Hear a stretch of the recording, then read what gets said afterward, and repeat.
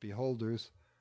But I can now picture the amusement they had in the incongruity of my solemn face and ridiculous legs.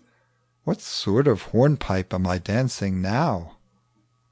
Thus, if I laugh at you, O fellow men, if I trace with curious interest your labyrinthine self-delusions, note the inconsistencies in your zealous adhesions, and smile at your helpless endeavors in a rashly chosen part, it is not that I feel myself aloof from you. The more intimately I seem to discern your weaknesses, the stronger to me is the proof that I share them. How otherwise could I get the discernment? For even what we are averse to, what we vow not to entertain, must have shaped or shadowed itself within us as a possibility before we can think of exorcising it.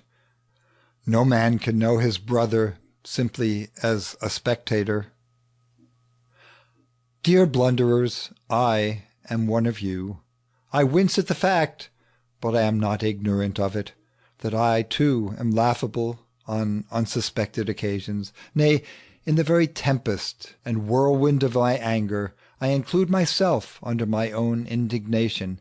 If the human race has a bad reputation, I perceive that I cannot escape being compromised, and thus, while I carry in myself the key to other men's experience, it is only by observing others that I can so far correct my self-ignorance as to arrive at the certainty that I am liable to commit myself unawares and to manifest some incompetency which I know no more of than the blind man knows of his image in the glass.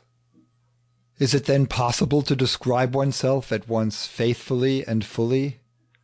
In all autobiography there is, nay, ought to be, an incompleteness which may have the effect of falsity.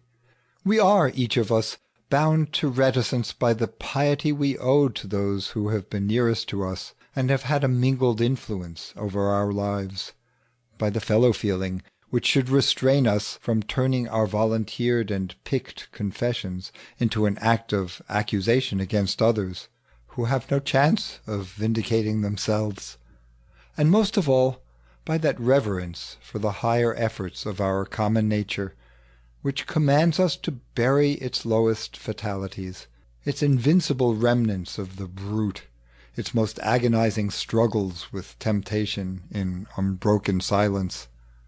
But the incompleteness which comes of self-ignorance may be compensated by self-betrayal.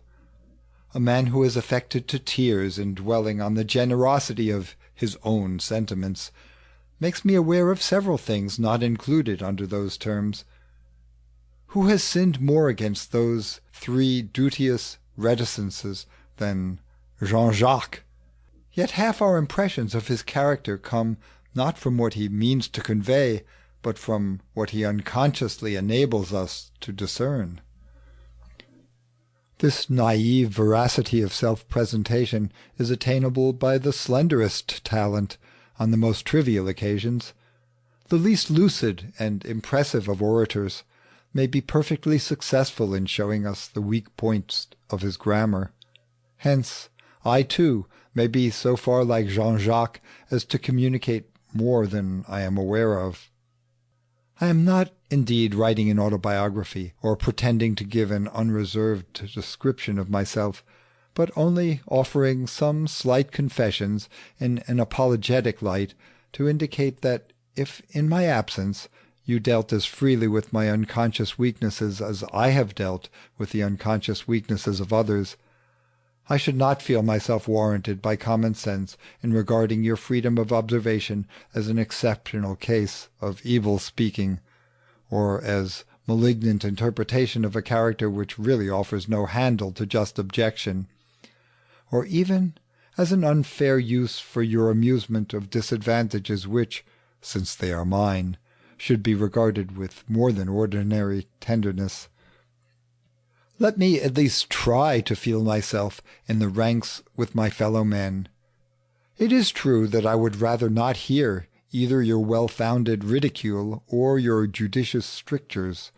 Though not averse to finding fault with myself, and conscious of deserving lashes, I like to keep the scourge in my own discriminating hand.